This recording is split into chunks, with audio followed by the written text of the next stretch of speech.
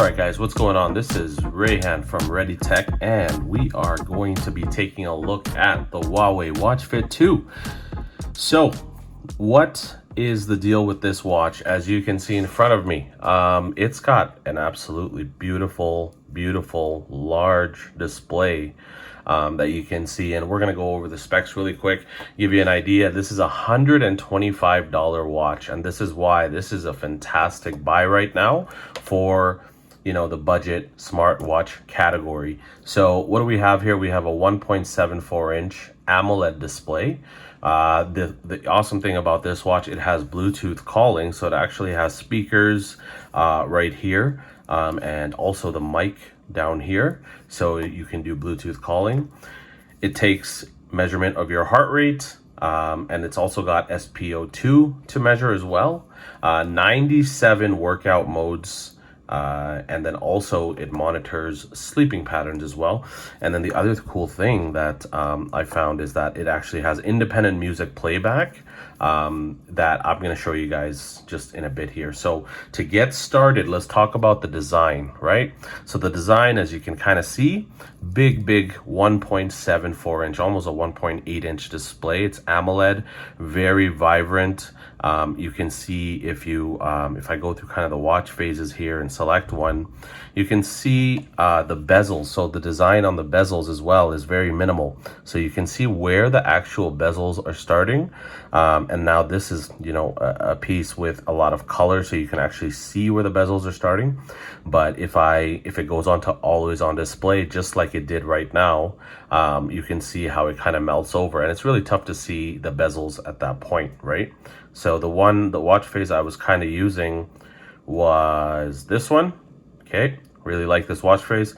And then you can kind of see, you can't really see the bezels, so very minimal bezels, really awesome.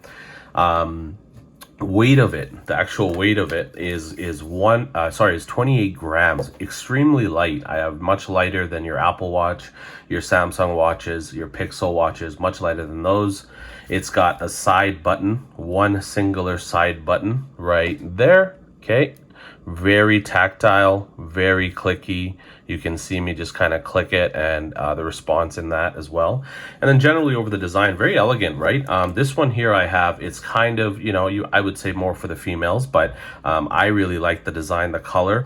So you can get this watch in the Active Edition, and then also in the Elegant Edition. This one is the Elegant Edition, but realistically, there's not much difference in terms of the look and feel, other than the Midnight Edition is just black silicone strap, and then black borders on the side. I just thought this one looked a lot nicer than that one. It's about a $50 difference, so if you want to grab this one. So let's talk about the battery. So if we're gonna scroll over, and we're gonna go over to the settings here, you can see right now we have about 67% battery. Okay, what I'm gonna tell you about the battery on this watch is it's absolutely amazing. Why that is, it's actually gotten me close to about 7 days of battery usage, so which is fantastic. Me coming from an older gen Apple Watch or even a Samsung watch, knowing that those tend to last about I would say 2 days at max. This is getting at least an easy, and in terms of not even light usage, like a decent usage, I would say this is getting about 7 days easy. So really amazing to see that Huawei can actually do that. The next thing I wanted to talk about was the speaker. So this has a dedicated speaker, and I wanted to actually test it with you guys. So if I go to the right here, you can see that I have a music player. Okay, this has dedicated storage capacity. It doesn't tell you exactly how much storage, but it says independent playback. So if I click here, I have an actual track that was preloaded, and this is not connected to my watch currently with this music option. So, and the quality of the speaker, really surprised by how clear and loud it is. Very promising, and surprised me quite a bit as well. Okay, so the next thing is the performance. How does this actually perform? I want to put it on my hand quickly for you guys. So take a look on how that actually looks on the hand, right? So if we're looking at this watch straight on, you can see the always on display is extremely clear, vibrant, and using that AMOLED display, it's saving a lot of battery as well, and that's why I can get nearly 7 days or more out of this thing as well. The AMOLED display, sorry, the always on display, very good. I wanted to show you guys some other watch faces with the always on display. So if we go to, let's actually go to this one. Okay, there's the watch face. Let's get the always on display on, and there it is, right? Like, you can see that it's very elegant. That's the best word I can kind of put it, is imagine just walking around with this, with that time showing. Very nice, still very legible to see, and also saving on battery life as well. Okay, so in terms of performance, this watch is actually doing very well. So what I mean by that is the watch, in terms of how smooth this UI with the software, with Harmony OS 2 running on it, extremely nice. As you can see, when I'm swiping from the stacks, from the cards on the homepage, there's the blood pressure monitor, there's the SpO2, there's my weather app, looking, again, very nice, very elegant, clean, almost like an iOS look, okay, which I really appreciate because it's very clean, very aesthetic looking. There's the swiping to the call log. There's my activity, okay. There's my stress level management. And when I'm kind of swiping through all this interface, you can see as I click the home button here is the main app view. You can change this to more of a grid view as well, but what I just like the list view a little bit better. Things like this, where it's kind of moving, if you see the activity recording going and the breathing exercising going, I don't know why that's happening, but that seems to be a little of a bug itself, that it's moving across that way. Here are the other apps, tons of apps to choose from.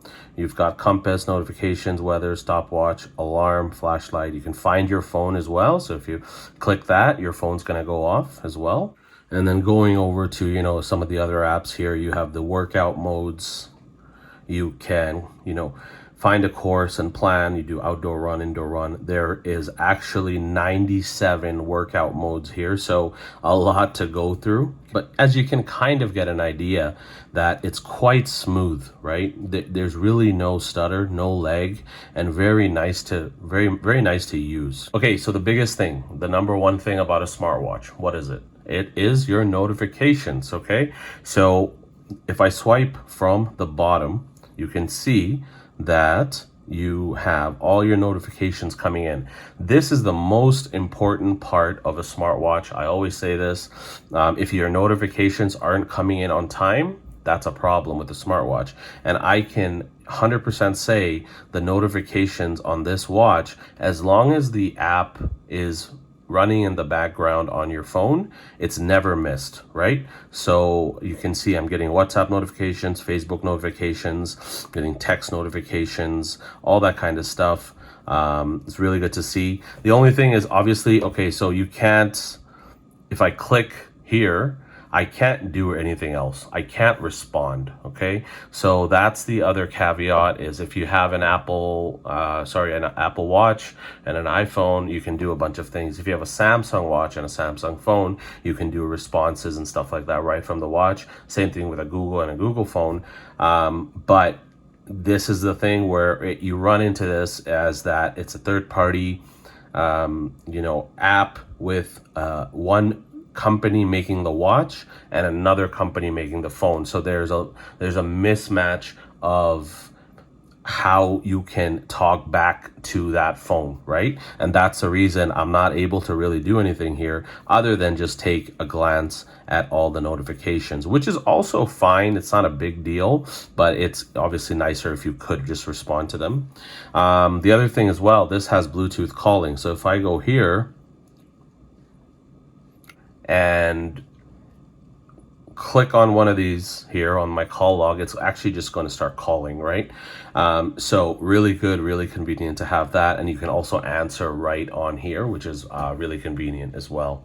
Okay, and then just lastly, the few other caveats that I just wanted to cover I'm going to take this off, and just to show you the overall picture of it is, how would I overall kind of rate this phone for the price?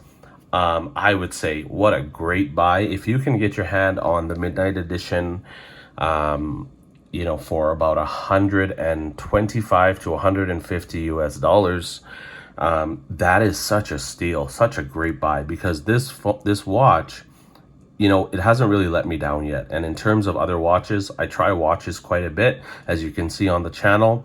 There's a lot of little things that tend to usually bother me with some other manufacturers, some other, overseas manufacturers. But Huawei, being an industry leader in technologies, phones, and all that kind of stuff, they really worked out the kinks. And it really feels like a finished product at this point, even with the simple things like the always on display, the battery life, how light and thin it is. Charging speeds are actually really good as well. And just obviously the notifications coming in, the phone calls, that's never missing.